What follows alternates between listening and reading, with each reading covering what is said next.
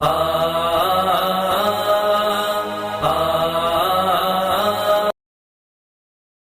اللہ الرحمن الرحیم نحمدہ ونصلی علی رسولہ الکریم اما بعد فاعوذ باللہ من الشیطان الرجیم بسم اللہ الرحمن الرحیم۔ آج ہم صدقۃ الفطر کے حوالے سے چند سوالات و جوابات کی صورت میں انشاءاللہ مختصر سا کلام پیش کریں گے۔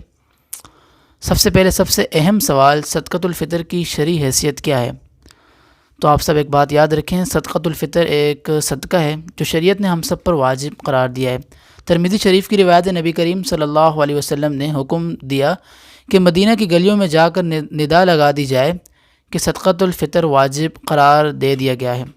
حضرت عبداللہ ابن عباس رضی اللہ تعالی عنہ اس کی حکمت بیان کرتے ہیں کہ نبی کریم صلی اللہ علیہ وسلم نے بیان فرمایا کہ صدقۃ الفطر ان سب چیزوں کا کفارہ ہوتا ہے جو ہم سے روزے میں کوتاہیاں غلطیاں ہوئی ہوتی ہیں، ہم سے بد کلامی ہوئی ہوتی ہے، یا ہم سے چھوٹے موٹے جو گناہ ہوئے ہوتے ہیں، تو اللہ تعالیٰ اس صدقۃ الفطر کے واسطے سے ان سب کا کفارہ ادا کر دیتے ہیں۔ پھر سوال ہوتا ہے کہ صدقۃ الفطر کس کس شخص پر واجب ہوتا ہے؟ تو صدقۃ الفطر ہر اس مرد اور عورت پر واجب ہوتا ہے جو صاحب نصاب ہوتے ہیں، یعنی ان کی ملکیت میں 7.5 تولہ سونا یا 52 تولہ چاندی یا مال تجارت یا اس سے زائد اشیاء ان کے گھر میں ان کی ملکیت میں ہیں جس کی قیمت 52.5 تولہ چاندی کے قیمت کے مساوی ہے۔ تو جس شخص کے پاس اتنی ملکیت میں اتنی اشیاء ہیں جن کی قیمت ضرورت سے زائد اشیاء ہیں، جن کی قیمت 52.5 تولہ چاندی کے مساوی ہے، تو ان شخص پر صدقۃ الفطر ادا کرنا واجب ہے۔ پھر سوال پیدا ہوتا ہے کہ گھر کے سرپرست یعنی والد کے ذمے گھر کے کن کن افراد کا صدقۃ الفطر ادا کرنا واجب ہے؟ تو باپ کے ذمے یعنی جو گھر کا سرپرست ہے، والد ہے، اس کی جو نابالغ اولاد ہے اس کی طرف سے اس پر صدقۃ الفطر ادا کرنا واجب ہے۔ پھر سوال ہوتا ہے کہ بیوی کا صدقۃ الفطر ادا کرنا کیا شوہر پر واجب ہے؟ اسی طرح بالغ اولاد کا صدقۃ الفطر ادا کرنا کیا باپ پر واجب ہے؟ اگر بیوی مالکہ نصاب ہے تو صدقۃ الفطر وہ خود ادا کرے گی۔ اسی طرح اگر بالغ اولاد ہے تو صدقۃ الفطر اگر وہ صاحب نصاب بھی ہے تو اپنا صدقۃ الفطر وہ خود ادا کرے گی۔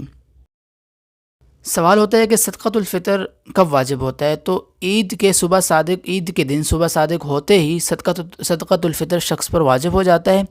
البتہ اگر کوئی شخص عید کے دن صبح صادق سے پہلے فوت ہو جاتا ہے تو اس کے ذمے صدقۃ الفطر واجب نہیں ہے۔ اور اسی طرح اگر صبح صادق سے پہلے کوئی شخص پیدا بھی ہوتا ہے تو اس نابالغ اولاد کا صدقۃ الفطر اس کے باپ پر واجب ہوتا ہے۔ پھر سوال ہوتا ہے کہ صدقۃ الفطر کب ادا کرنا چاہیے؟ تو صدقۃ الفطر عید کی نماز سے پہلے ادا کرنا ہوتا ہے، یعنی عید کی نماز سے پہلے ادا کرنا مستحب ہے۔ اگر کوئی شخص آخری کے روزوں میں بھی صدقۃ الفطر ادا کرتا ہے تو اس کی طرف سے بھی صدقۃ الفطر ادا ہو جاتا ہے، کیونکہ اس کی حکمت یہی ہے کہ عید کے دن کوئی غریب بھی بھوکا نہ رہے، وہ عید کی خوشیوں میں شریک ہو جائے۔ تو اس کا حکم یہ ہے کہ عید کی نماز سے پہلے صدقۃ الفطر آپ نے ادا کرنا ہے۔ لیکن اگر جس شخص کے ذمے صدقۃ الفطر واجب ہے تو وہ عید کی نماز اگر اس کی نکل بھی جاتی تو اس کے بعد بھی اس شخص کے ذمے صدقۃ الفطر واجب ہی رہے گا۔ البتہ اگر وہ جان بوجھ کر تاخیر کرتا ہے تو صدقۃ الفطر کی جو فضیلت ہے وہ اس سے محروم ہو جائے گا۔ البتہ عید کی نماز کے بعد بھی ساری زندگی اس کے ذمے وہ صدقہ واجب ہوگا، اس کا ادا کرنا ضروری ہوگا۔ البتہ جو اس کی فضیلت ہے، جو اس کی حکمت ہے، وہ شخص اس سے محروم ہو جائے گا۔ پھر سوال پیدا ہوتا ہے کہ صدقۃ الفطر فی کس کتنا ادا کرنا ہے، یعنی ایک شخص کتنا یعنی اس پر واجب ہے تو وہ کتنا صدقۃ الفطر ادا کرے گا۔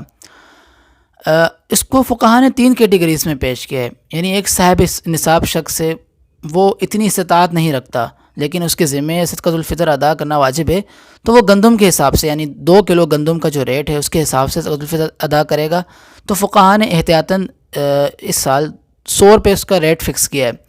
اور جو شخص اس سے زیادہ کی استطاعت رکھتا ہے تو وہ جو کے حساب سے صدقۃ الفطر ادا کرے گا، یعنی 3.5 کلو جو، اس کی قیمت فقہاء نے 350 روپے مقرر کیے۔ اور جو شخص اس سے زیادہ کی استطاعت رکھتا ہے تو وہ کھجور کے حساب سے کرے گا، یعنی 3.5 کلو کھجور، اس کا جو ریٹ ہے وہ فقہاء نے احتیاطاً 1225 روپے مقرر کیا ہے۔ اور جو شخص اس سے زیادہ کی استطاعت رکھتا ہے تو وہ کشمش کے حساب سے صدقۃ الفطر ادا کرے گا، یعنی 3.5 کلو کشمش کا جو ریٹ ہے فقہاء نے بیان کیے 1960 روپے۔ تو یہ صدقۃ الفطر مختلف کیٹیگریز کے حوالے سے یہ ریٹ ہیں. جو شخص جتنی استطاعت رکھتا ہے وہ اس حساب سے صدقۃ الفطر ادا کرے گا.